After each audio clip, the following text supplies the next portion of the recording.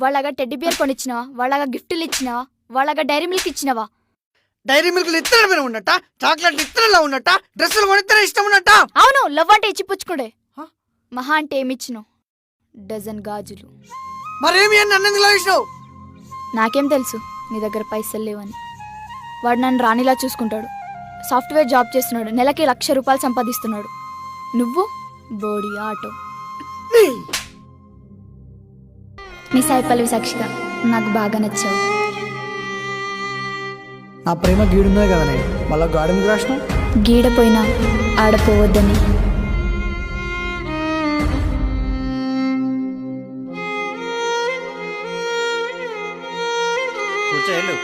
జీవితంలో తెలియక కొన్ని తప్పులు చేస్తాం.